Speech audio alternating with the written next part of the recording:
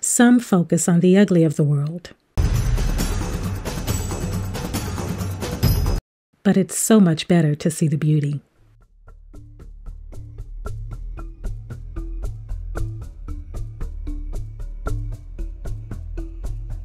From the humble beginnings of Haitian slaves to the freedom of their souls, after decades of struggle, the Independence Republic of Haiti was officially proclaimed in 1804.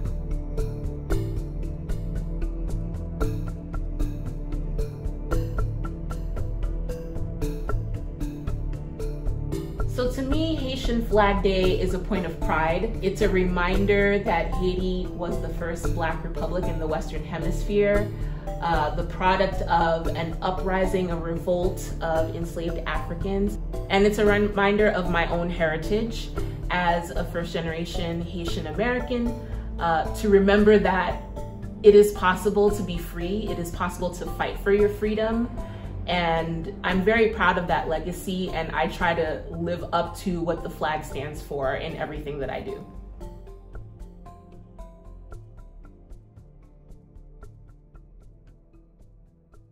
What I love about Haitian culture is, well, number one is the food. Like, if you want to introduce anybody with the Haitian culture, you got to start with the food first. I mean, we could go into history. The history is huge.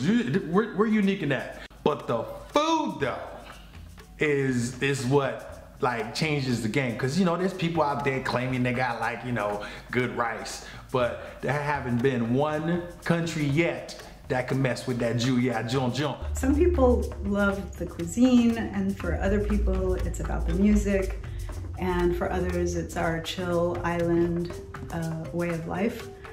For me, it's all about the art. I've spent the last 30 years promoting Haitian art to the people of Los Angeles and beyond. And I mean, Haiti is the biggest source of Black art in the world, or at least one of them. And I think even the Los Angeles Times called us a nation of artists. We may have a lot of issues in Haiti, but we kick ass in the arts. I mean, Haiti, art is pervasive in Haiti. It is everywhere, and you can't go to Haiti without bringing back a lot of art. It's just extraordinary.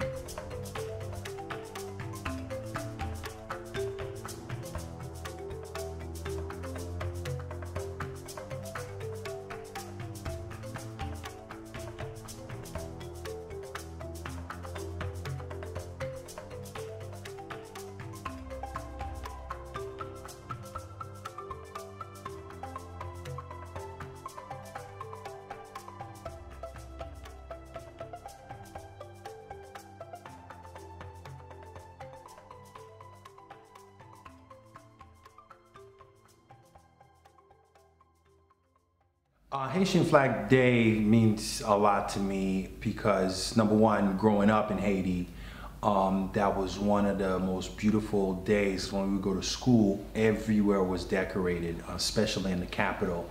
You would see like literally strings of flags all over town, and it was just, you know, just beautiful.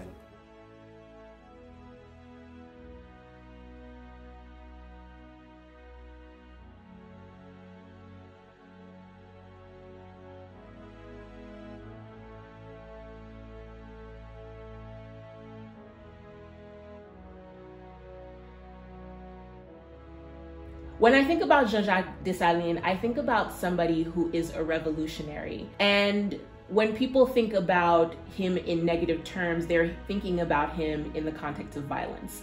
But to think about that, we have to also think about the context in which this revolution was fought, right? So Haitians, enslaved Africans, were brought to the island under colonial powers. And so they were rebelling against slavery. They were rebelling against oppression. They were rebelling against the violence that was imposed on them. And sometimes that means that you have to respond with violence. We stand. Because we stand on the mountaintops we are named for, Ayiti, Le Pearl des Antilles, the richest in history and culture. We stand. We stand Stand up together for l'union, for la force, for all the babies who didn't survive, for all the fathers who gave their lives, for all the mothers who still give birth because they knew what it was worth to create Haitian kings and queens, because that's who we be. It's our legacy. L'union fait la force. L'union fait la force. L'union fait la force.